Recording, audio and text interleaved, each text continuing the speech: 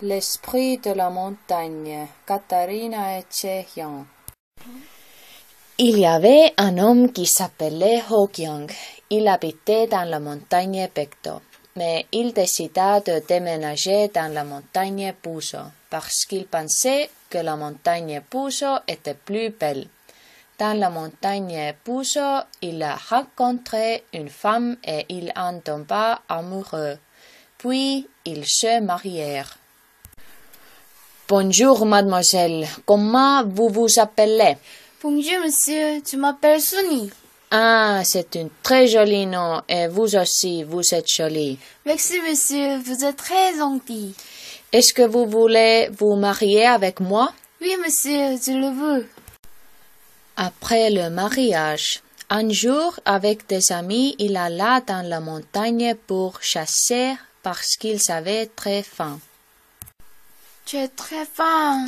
Allons-y, allons à la chasse pour ramener du gibier. C'est une très bonne idée. Après plusieurs heures de marche, la nuit commençait à tomber.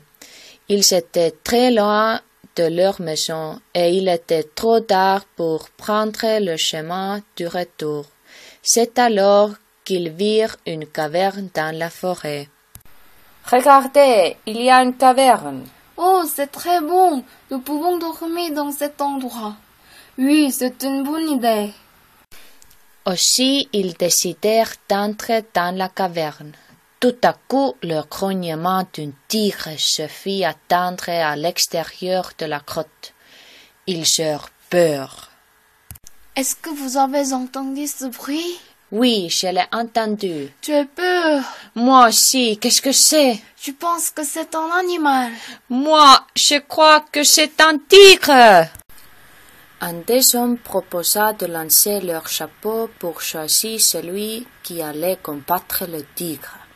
Le chapeau que le tigre allait choisir désignerait la personne qui irait combattre le tigre. Qu'est-ce que nous allons faire? Nous pouvons lancer nos chapeaux et choisir la personne qui ira combattre le tigre. Oh, c'est une très bonne idée. 1, 2, 3, lançons. Finalement, le tigre choisit le chapeau de Ho-kyung. Je pense que c'est mon chapeau. Oui, c'est le tien. Bon courage. Ho-kyung sortit bravement de la caverne avec un arc pour combattre le tigre. Voilà, c'est mon arc. Tu peux l'utiliser. C'est un très bon arc. Si tu l'utilises, tu gagneras. Allez, bon courage. Merci, mais je n'ai pas peur. Une fois dehors, Ho-kyung chercha le tigre, mais il ne le trouva pas. Où est le tigre? Je veux combattre le tigre. Je suis sûr que ce tigre a peur de moi. Mais comme il ne vit aucun tigre, il retourna dans la caverne. Et là, il découvrit que la caverne s'était effondrée. Tout le monde était mort. Qu'est-ce qui s'est passé? Tous mes compagnons sont morts. Je suis très triste. Pour annoncer cette histoire vite, il descendit de la montagne. Malheureusement, la ville était très loin de là, mais cependant, il trouva la route très vite pour annoncer cette histoire aux gens du village. Quand il arriva au village, il rencontra le château. Je dois trouver la route très vite pour annoncer cette histoire aux gens du village. Alors, tous les gens du village allèrent dans la forêt et ils furent très surpris quand ils découvrirent cette situation. Ils décidèrent d'invoquer l'esprit de la montagne parce qu'ils pensaient qu'il était fâché.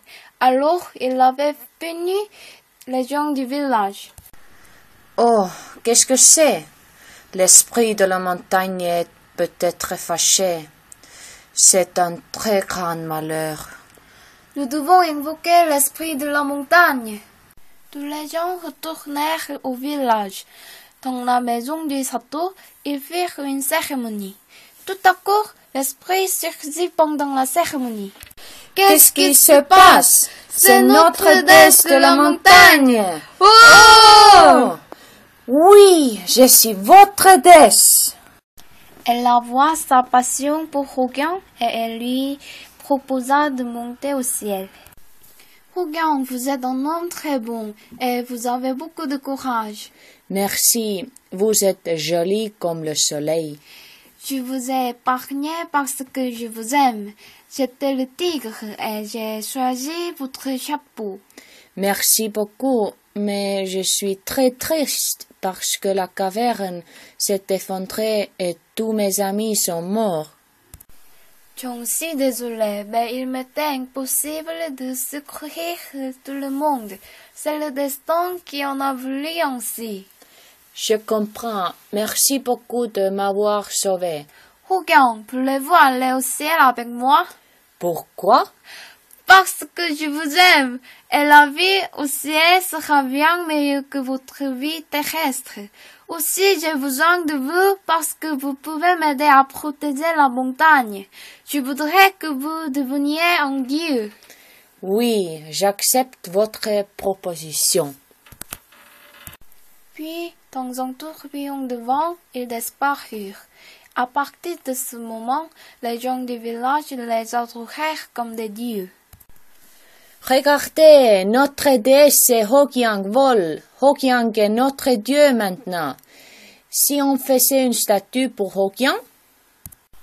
Bien que Hogyang soit parti au ciel avec la déesse de la montagne, il aurait voulu avoir un bébé sur terre pour perpétuer sa lignée.